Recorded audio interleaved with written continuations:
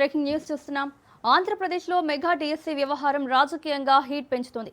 మాజీ ముఖ్యమంత్రి వైఎస్ జగన్మోహన్ రెడ్డి ముఖ్యమంత్రి చంద్రబాబు నాయుడిని టార్గెట్ చేస్తూ సోషల్ మీడియా వేదికగా తీవ్ర ఆరోపణలు చేశారు.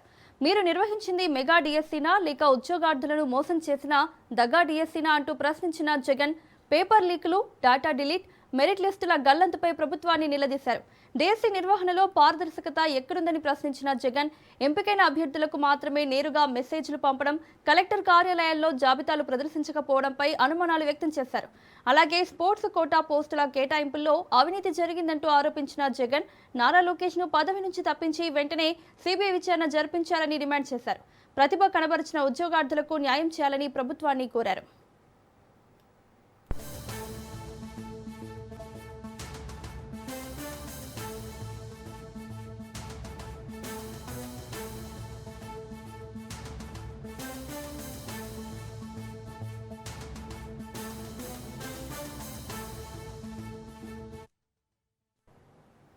ఆంధ్రప్రదేశ్లో మెగా డిఎస్సీ వ్యవహారం రాజకీయంగా హీట్ పెంచుతోంది.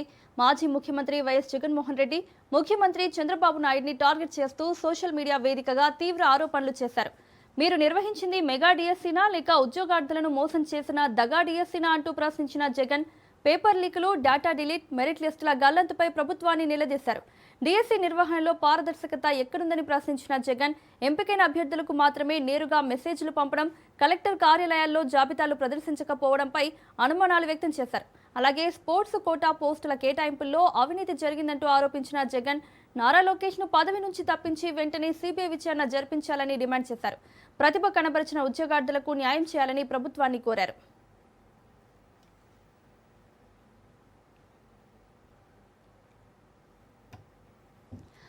ఆంధ్రప్రదేశ్లో డిఎస్సీ వ్యవహారంపై జగన్మోహన్ రెడ్డి తీవ్రంగా ఫైర్ అయ్యారు. ఇక ఇదే అంశానికి సంబంధించి మరిన్ని అప్డేట్స్ మా ప్రతినిధి రమేష్ అందిస్తారు.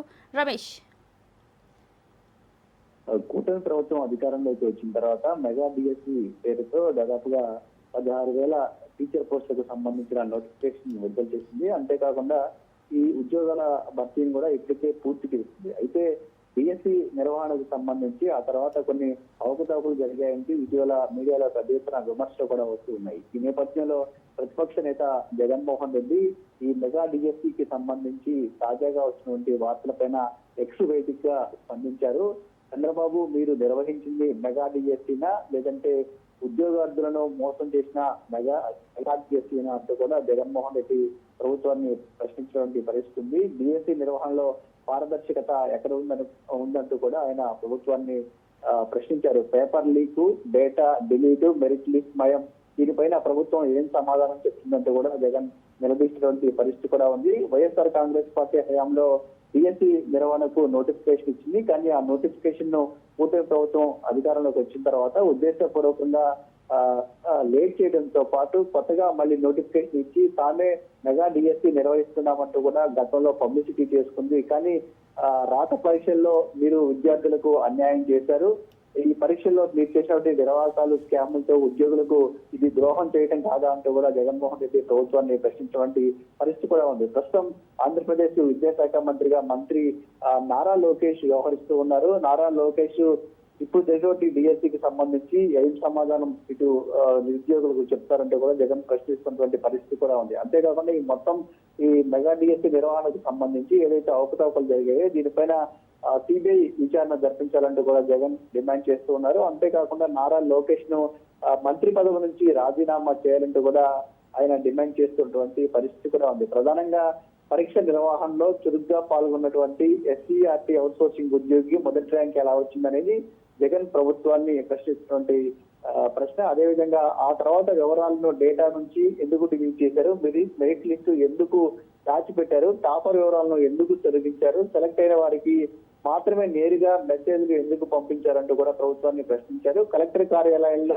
ఈ డిఎస్సీకి ఎంపికైన వారి అభ్యర్థుల జాబితాలు ఎందుకు పెట్టలేదంటూ కూడా ప్రశ్నించినటువంటి పరిస్థితి కూడా ఉంది. అంతేకాకుండా ఒక్కొక్క పోస్ట్ 15 లక్షలకు అమ్ముకున్నటువంటి విధానం ఏదైతే ఉందో కూడా దీనిపైన కూడా జగన్మోహన్ రెడ్డి ప్రభుత్వాన్ని నిలదీశారు. ప్రధానంగా స్పోర్ట్స్ కోటాకి సంబంధించి ఎప్పుడు క్రీడా మైదానంలో అడుగు పెట్టని వాళ్ళకి కూడా ఫేక్ సర్టిఫికెట్లు ఇచ్చి వారికి డిఎస్సీలో ఉద్యోగాలు కల్పించారు అంటూ కూడా ఆయన తీవ్రమైనటువంటి ఆరోపణలు చేశారు. మొత్తంగా ఈ వ్యవహారం పైన ఇప్పటికే వైఎస్ఆర్ కాంగ్రెస్ పార్టీ పెద్ద ఎత్తున ఆరోపణలు చేస్తున్నటువంటి నేపథ్యంలో తాజాగా వైసీపీ అధినేత జగన్మోహన్ రెడ్డి కూడా ప్రభుత్వం మెగా డిఎస్సీ నిర్వహించే విధానాన్ని ఎత్తి చూపుతున్నటువంటి నేపథ్యంలో రానున్నటువంటి రోజుల్లో ఈ మెగా డిఎస్సీ నిర్వహణ అదేవిధంగా దీంట్లో జరిగినటువంటి అవకతవకలకు సంబంధించి పోరాటాన్ని మరింత ఉధృతం చేయాలని అయితే ప్రభుత్వం వైసీపీ భావిస్తుంది. ప్రస్తుతం జరిగినటువంటి డిఎస్సీ ఏదైతే ఉందో అది మెగా డిఎస్సీ కాదు, మెగా లీకు, మెగా అవినీతి, మెగా డిఎస్సీ అంటూ కూడా వైసీపీ అధినేత జగన్మోహన్ రెడ్డి ఇటు ఎక్స్ వేదికగా పైనటువంటి పరిస్థితి కూడా ఉంది. రమేష్, అయితే ఈ వ్యవహారం అంతా ఏ విధంగా బయటకు వచ్చింది? అలాగే ఈ ఎగ్జామ్స్ రాసిన అభ్యర్థులు ఎవరైనా కంప్లైంట్ చేస్తారా బయటకు వచ్చి? అదే ప్రధానంగా ఈ డిఎస్సీ నిర్వహణకు సంబంధించి ఇటీవల కాలంలో ప్రధానంగా ఒక ప్రధాన పత్రికలో దీంట్లో పెద్ద ఎత్తున అవకతవకలు జరిగాయంటూ కూడా ఆరోపణలు వచ్చినటువంటి పరిస్థితి కూడా ఉంది. ఆ తర్వాత వైఎస్ఆర్ కాంగ్రెస్ పార్టీ నేతలు కూడా ఈ నిర్వహణకు సంబంధించి జరిగినటువంటి అవకతవకలకు సంబంధించి ఇటు మీడియా సమావేశాల్లో ప్రభుత్వాన్ని ప్రశ్నిస్తూ ఉన్నారు. ఇప్పుడు జగన్మోహన్ రెడ్డి ఏదైతే కొన్ని ప్రశ్నలు లేవనెత్తారో ఆ ప్రశ్నల్ని ఆధారంగా చేసుకుని వైఎస్ఆర్ కాంగ్రెస్ పార్టీ నేతలు కొంతకాలంగా ప్రభుత్వాన్ని నిలదీస్తూ ఉన్నారు. ఈ డిఎస్సీ నిర్వహణ సందర్భంగా ఇటు ఎవరైతే అభ్యర్థులు ఉద్యోగాల కోసం అటు కొంతమంది వ్యక్తులకు డబ్బులు ఇచ్చారో ఆ వ్యక్తులకు సంబంధించినటువంటి ఆడియో కూడా ఇటీవల కాలంలోనే బయటకు వచ్చింది. ఆ ఆడియో బయటకు వచ్చిన తర్వాతే మొత్తం ఈ డిఎస్సీ వ్యవహారంలో అవకతవకలు జరిగాయనే విషయం కూడా బయటకు వచ్చింది. ఒక్కొక్క పోస్టుకు 15 లక్షల రూపాయలు ఇచ్చారనే అంశం ఆ ఆడియో దాంట్లో కూడా వచ్చినటువంటి నేపథ్యంలోనే దీనికి సంబంధించి అంటే తెలుగుదేశం పార్టీకి సమీపంగా ఉండే ఒక కీలక నేత వ్యవహారాన్ని అంతా నడిపించారంటూ కూడా ఆ ఆడియోలో బయటకు వచ్చినటువంటి నేపథ్యంలోనే మొత్తం ఈ వ్యవహారాన్ని వైఎస్ఆర్ కాంగ్రెస్ పార్టీ నేతలు టార్గెట్ చేస్తూ ఉన్నారు.